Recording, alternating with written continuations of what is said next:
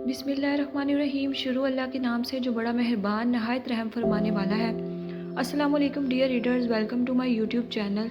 I am your writer Sahar Ali Qureshi. उम्मीद है आप सब खैरियत से होंगे, ठीक ठाक होंगे। हाजिर हुए हैं हम आज आतिश आलम की दूसरी किस्त के साथ। तो चले किस्त को पढ़ना शुरू करते हैं। बिस्मिल्लाहिर्रहमानिर्रहीम। आतिश आलम अस कलम सहर अली कुरैशी, दूसरी किस्त। सुबह समय 10 बजे। ये मंजर था इस्लामाबाद के पंजाब गर्ल्स कॉलेज का। सेकेंड ईयर क्लास बी में मैथ्स का लेक्चर देकर जहान जैसे ही अपने दफ्तर में दाखिल हुआ, रोज़ की तरह आज भी उसके मेज़ पर चंद सुर्ख गुलाब पड़े थे और उसके साथ ही एक खूबसूरत गुलाबी रंग का कार्ड भी रखा था। ये देखकर जहान की स्याह आंखें लहू हुई और उसने उन्हें जब से बंद करके खोला। यकीनन हमेशा की तरह इस पे शायरी ही लिखी होगी, बकौल जहान हदीद के 3rd क्लास शायरी।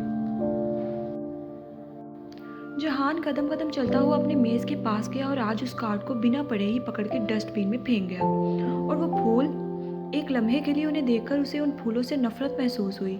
उसे फूल बहुत पसंद थे, मगर जो कोई भी था जो उसे परेशान और बेचैन कर रहा था, उसे दिन ब दिन फूल जहर लगने लगे थे, और सिर्फ उस गुमनाम आशिक की वजह से। अब उसकी बर्दाश्त खत्म हो रही थी। वो तंग आ चुका था उस सबसे। 6 महीने होने वाले थे। हर रोज़ ये गुलाब, ये कार्ड्स और वो मोहब्बत भरे ख़त। कौन था जो उसे ये सब कुछ भेज रहा था? और जहान अदीद उसे ढूंढने में अब तक नाकाम रहा था। क्लास ले रहा होता तो यूँ लगता कोई उसे देख रहा है, जैसे किसी की मोहब्बत भरी नज़रें उसके वजूद पर टिकी हैं, किसी की नज़रों की तपिश उसके वजूद के आर पार हो रही है। मगर जब वो क्लास से बाहर राहदारी में नज़र दौड़ाता तो खाली राहदारी से नज़र आता खाली गार्डन। मुंह चिढ़ा रहा होता और वहाँ कोई ज़ीरूह मौजूद ना होता। अगर किसी से खड़े होकर बात कर रहा होता तो यूँ लगता कोई उसके पास से गुजरा है, मगर इर्द गिर्द देखने पर वहाँ कोई भी नफूस मौजूद ना होता। पहले पहल उसे लगा ये ज़रूर कोई उसकी स्टूडेंट होगी, क्योंकि अक्सर स्टूडेंट्स का पहला क्रश उनका टीचर ही होता है। इसलिए जिन क्लासेस में भी उसके लेक्चर थे, उसने एक एक स्टूडेंट की राइटिंग को परखा और फिर एक एक स्टूडेंट पर दौराने लेक्चर नज़र भी रखी कि शायद वो किसी को रंगे हाथों पकड़ ले, मगर ऐसा ना हो सका। ये उसकी स्टूडेंट्स का काम नहीं था। उसे खुद पर मरकूज़ नज़रें तो दौराने लेक्चर कहीं बाहर से खुद पर टिकी महसूस होती थी। इन्हीं सोचों में जूझता वो कदम कदम चलता हुआ जाकर अपनी कुर्सी पर बैठ गया और दोनों हाथों से अपनी कनपट्टियाँ सहलाने लगा। कौन हो तुम? क्यों मुझे परेशान कर रही हो? वो ज़ेरे लब उस दुश्मन से मुखातिब हुआ जो उसके सुकून की दुश्मन बन बैठी थी। चाय चाहिए मुझे। फिर एकदम जहान ने सर झटक कर चाय की तमन्ना की और अगले ही लम्हे मेज़ के साइड से उसकी नथनों से हल्की इलायची वाली चाय की खुशबू टकराई। जहान ने छंबे से गर्दन घुमाकर देखा तो आंखें हैरत की ज्यादती से फैल गईं, क्योंकि वहाँ एक स्याह चाय का मग पड़ा था जिसमें से गर्म चाय के बाइस भाप उड़ रही थी, और उसी मग के नीचे एक इन्वेलप भी रखा था। यकीनन वो खत ही होगा, जहान ने दिल में सोचा। उसे चाय चाहिए ऐसा वो कैसे जान गई? जहान ने उस मग के नीचे से वो खत निकाला और फौरन खोला। माजरत चाहती हूँ प्रोफेसर, मेरा मकसद आपके सर में दर्द करवाना नहीं था। चाहे इसकी तलाफी समझ के कबूल कर लीजिएगा। फ़कत आपकी नूर। जहान जैसे जैसे पढ़ता जा रहा था उसकी पेशानी पर बल नमूदार हो गए। उसने उस खत को अपने मजबूत हाथ की मुट्ठी में बुरी तरह से दबोच लिया। फ़कत आपकी नूर प्रोफेसर, ये दो जुमले ठा ठा दफ्तर की छत गोया उसके सर पर गिरा गए थे, ऐसा जहान को लगा। तो इसका मतलब वो उसकी कोई स्टूडेंट ही है। नूर। जहान ने दांत पीस के ये नाम अदा किया और ज़ोर से आंखें बंद कर ली। आई स्वेयर, जिस दिन तुम मुझे मिल गई, जहान हदीद अपने हाथों से तुम्हारा गला दबाएगा और तुम्हारे हाथ भी तोड़ेगा जिससे तुम ये खत और वो 3rd क्लास शायरी लिखती हो। जबड़े बेच कर कहता वो कुर्सी से उठा। गरम गरम चाय के मग पर नज़र पड़ी तो दिल चाहा उठाकर उसे भी दीवार में दे मारे, मगर वो उस रिस्क की इस तरह से बेहुरमती नहीं कर सकता था जिसके लिए उसने 28 साल इतने धक्के और ठोकरें खाई थीं कि उनके जख्म आज भी उसकी रूह पर मौजूद थे। फिर वो नाचार वहीं बैठ के चाय पीने लगा। चाय लाजवाब बनी थी। शायद ही उसने अपनी ज़िंदगी में इतनी अच्छी चाय पी हो, ऐसा उसके दिल ने कहा था, जिसे उसने डपट कर बस एहसान करने वाले अंदाज में चाय ख़त्म की। ये मंजर खिड़की के उस पार से कोई चोर निगाहों से देख रहा था। शहद रंग आंखों में जुगनू से चमक रहे थे। چہرہ سفید چادر میں لپیٹے اس نے آنکھیں اس دشمن جاں پر ٹکا رکھی تھیں جو اس کی بنائی چائے سے لطف اندوز ہو رہا تھا۔ نم آنکھوں سے مسکرا کر اپنی متاع جان کو دیکھتی وہ اگلے ہی لمحے وہاں سے غائب ہوئی تھی، اور دوسری طرف جہان جو چائے پی رہا تھا، ہر گھونٹ کے ساتھ اس کا سر درد جاتا رہا۔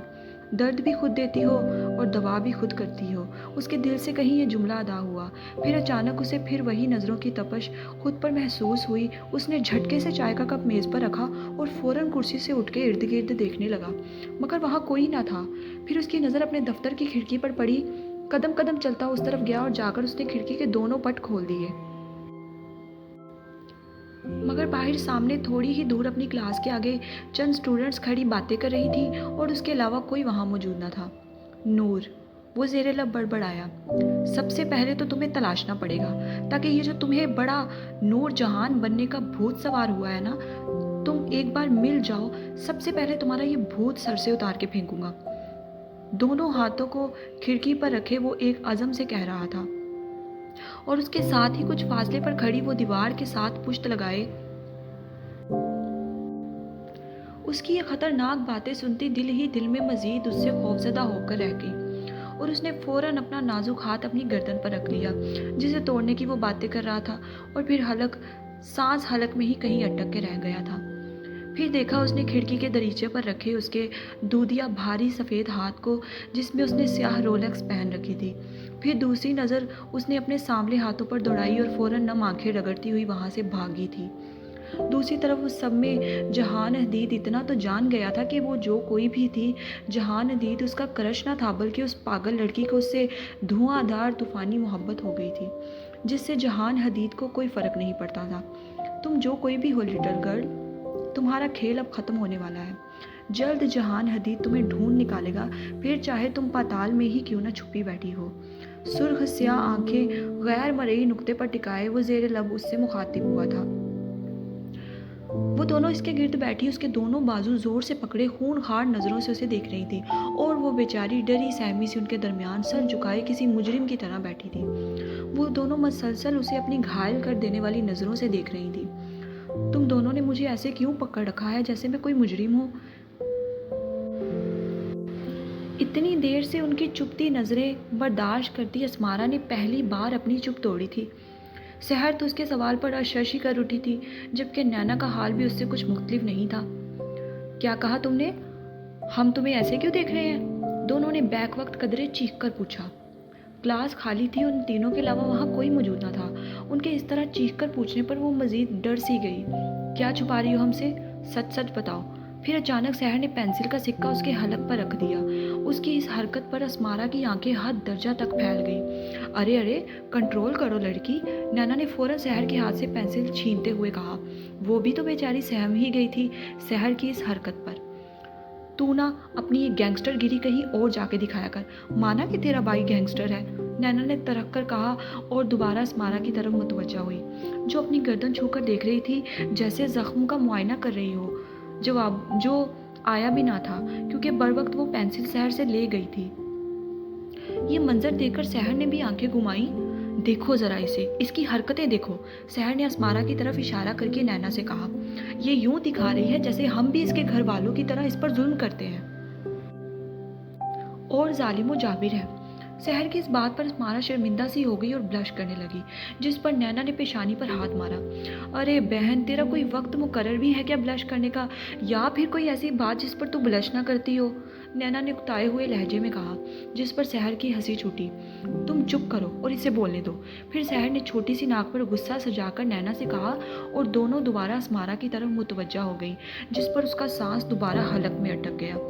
سحر نے اسمارا کو بازو سے تھام کر اس کا رخ مکمل پکڑ کے اپنی طرف کیا۔ نینا بھی وہاں سے اٹھ کر اس کے آگے والے بینچ پر بالکل ان کے سامنے جا کر بیٹھ گئی، جیسے وہ اس سے بہت ہی اہم بات جاننے لگی تھی۔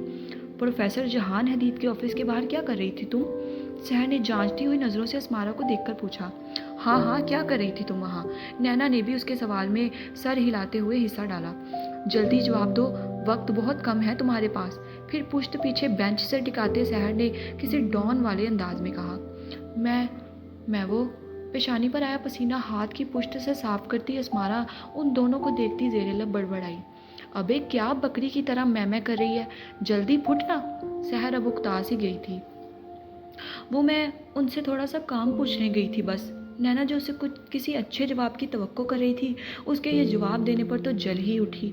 क्या कहा? दोबारा कहियो। सहर ने टेक छोड़ते किसी 40-50 साला बदमाश की तरह उसकी तरफ देखकर भारी आवाज में पूछा, जिस पर असमारा के रहे सहे औसान भी खता हुए। मैं उनसे थोड़ा सबक पूछने गई थी।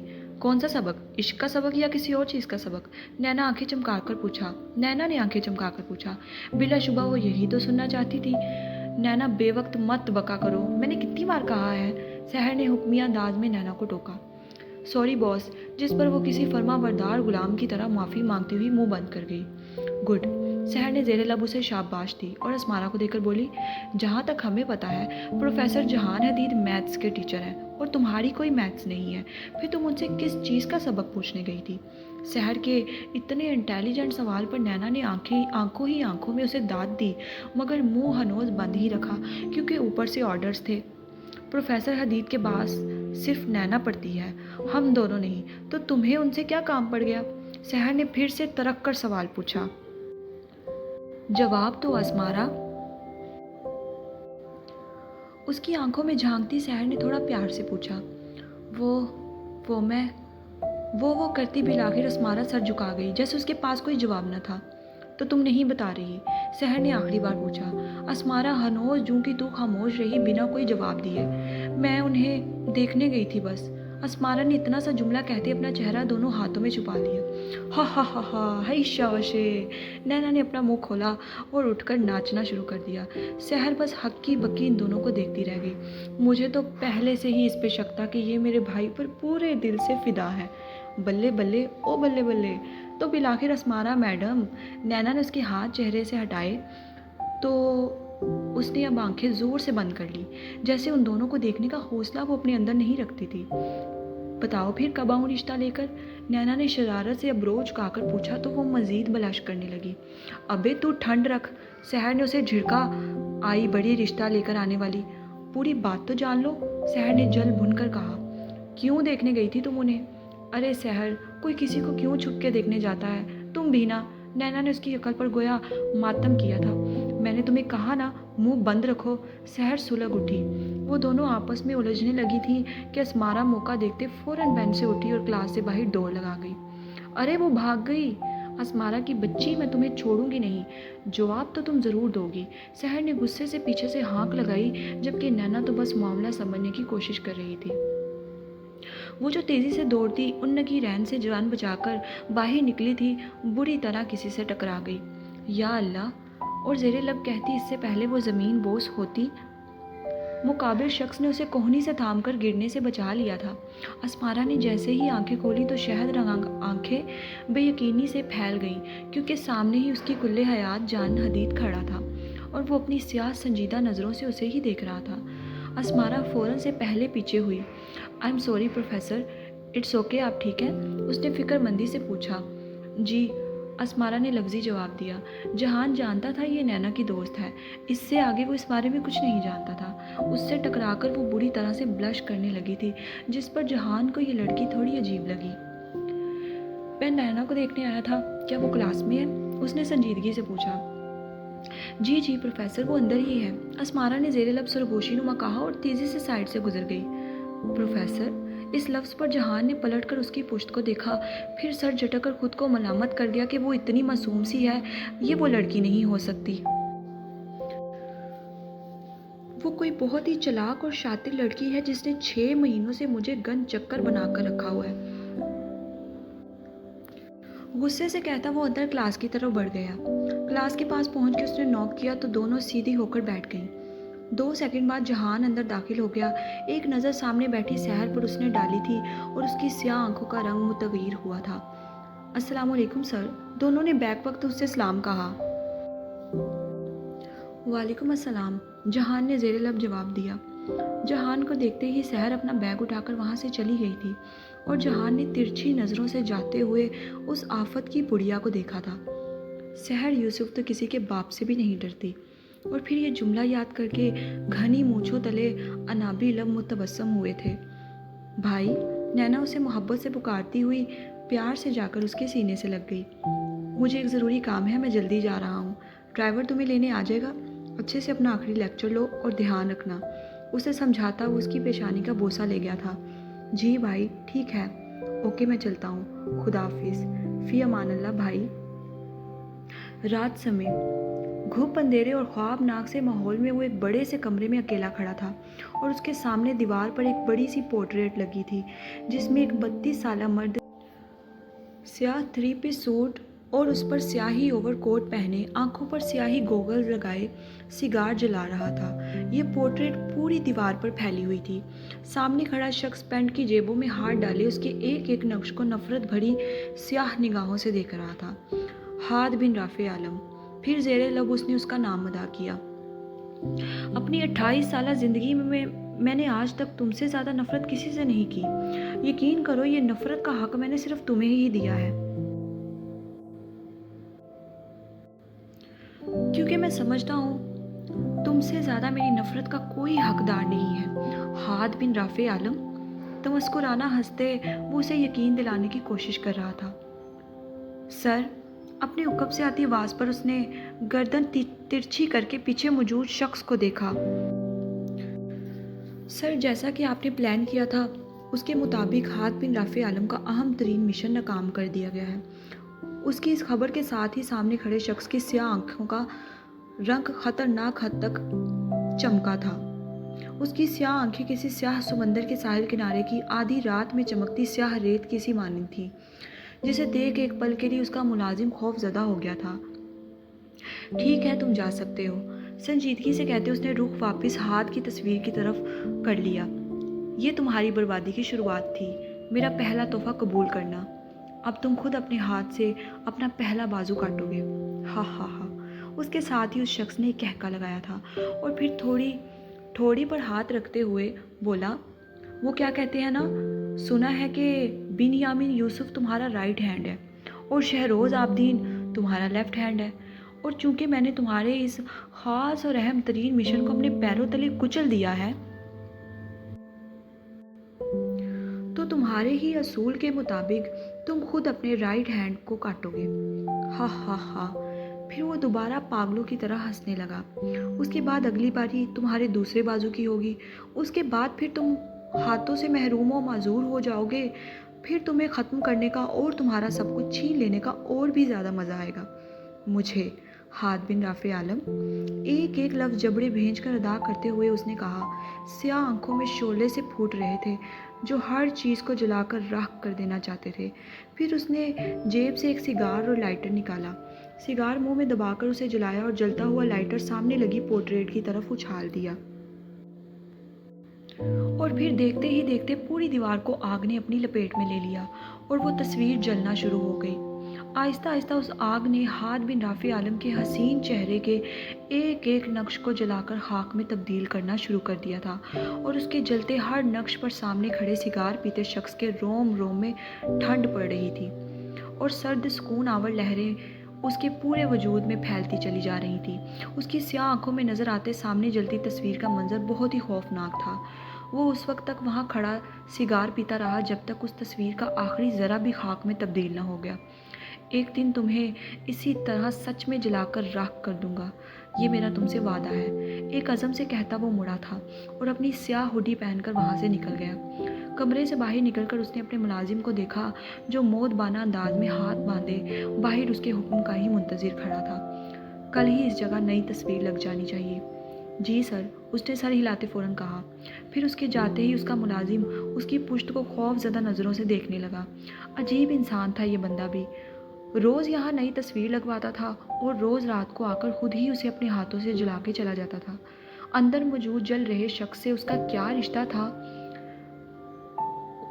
वो नहीं जानता था, और उसे जलाकर उसे क्या सुकून मिलता था वो ये भी नहीं जानता था।